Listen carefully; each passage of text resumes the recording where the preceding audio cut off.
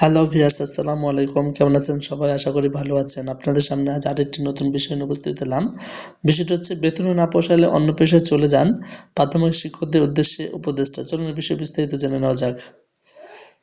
প্রাথমিক ও গণশিক্ষা মন্ত্রণালয়ের উপদেষ্টা অধ্যাপক ডক্টর বিধান রঞ্জন রায় পোদ্দার বলেছেন, আমি শিক্ষকদের বলবো, যদি সমাজে আপনাদের জন্য যে যোদ্ধার বা শ্রদ্ধার আসন আছে সেটা অটুট রাখতে হয় বা ফিরিয়ে আনতে হয়, তাহলে শিক্ষকতা পেশাকে অর্থমূল্যে বিবেচনা করা যাবে না। অবশ্যই আপনাদের আর্থিক উন্নয়নের জন্য সরকারের উদ্যোগ আছে, কিন্তু যারা মনে করবেন যে না আমার তো পোষাচ্ছে না, খুব ভালো, তাহলে আপনি প্রাথমিকে থাকবেন না, অন্য পেশায় চলে যান। আপনি একটা বিষয় ভেবে দেখেন, ভালো ভালো স্কুলে ভর্তির জন্য প্রতিযোগিতা হয়, তাহলে সরকারি প্রাইমারি স্কুলে হয় না কেন? মানুষ ভাবে সরকারি প্রাইমারি স্কুল, এখানে তো পড়ালেখা হয় না। সুতরাং নিজেদের সম্পর্কে মানুষের এই নেতিবাচক ভাবনাটা পাল্টানোর জন্য হলেও কাজ করা দরকার।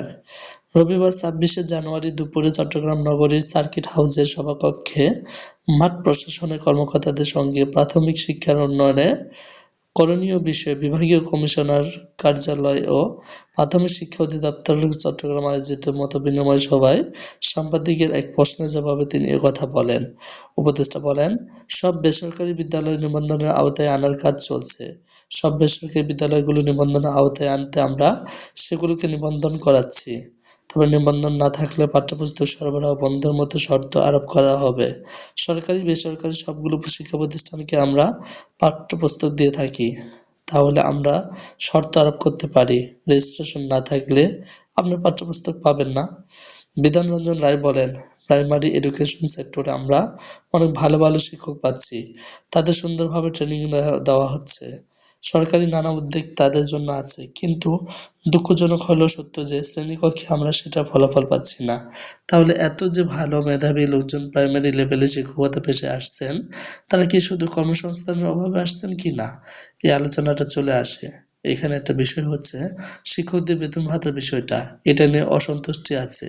তিনি বলেন, আবার সহকারী শিক্ষক হিসাবে যিনি জয়েন করছেন, অনেক সময় দেখা যাচ্ছে তিনি এই পদ থেকেই অবসরে যাচ্ছেন। এটা কোনোভাবে সমর্থনযোগ্য নয়। পদোন্নতি হবে না, বেতন ভাতা বাড়বে না, এটা হতে পারে না।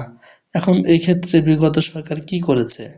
প্রাইমারি স্কুল শিক্ষকদের চাকরিটাকে সেকেন্ড ক্লাস ঘোষণা করলো, কিন্তু ফাঁকটা রেখে দিল কোথায়? তাদের গ্রেডটা বাড়ানো হলো না। ফলে তারা সেকেন্ড ক্লাস অনুযায়ী যে বেতন ভাতা পেতেন সেটা থেকে তারা বঞ্চিত হলেন। উপদেষ্টা বলেন, শিক্ষকতা এসে আমি কি পেয়েছি, কি পাইনি সেটার জন্য আফসোস করে আমি আমার পেশায় ফাঁকি দিচ্ছি কি না, ক্লাসে ফাঁকি দিচ্ছি কি না, সেটা ভাবতে হবে। ফাঁকি দিয়ে কিন্তু কোনো মহৎ কাজ হয় না। প্রাইমারি স্কুলের শিক্ষকদের পদটার গুরুত্ব কিন্তু অনেক বেশি। অর্থমূল্যে এটার বিচার হবে না। কারণ একটি শিশুর মানুষ হয়ে ওঠার প্রাথমিক পাঠটুকু সে পাচ্ছে প্রাইমারি স্কুলের শিক্ষকের কাছ থেকে। পদোন্নতি ও লোকবল সংকট নিরসনে তিনি বলেন, শূন্যপদ পূরণে বা লোকবল সংকট নিরসনে আমরা উদ্যোগ নেব।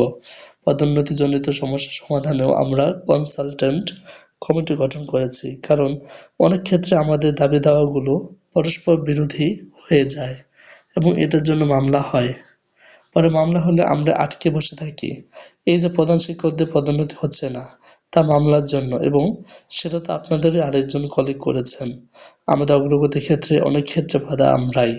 হ্যালো ভিউয়ার্স, আপনারা যদি আমাদের চ্যানেল নতুন হয়ে থাকেন, চ্যানেলটি সাবস্ক্রাইব করে পাশে বেল আইকনটি বাজিয়ে দিন।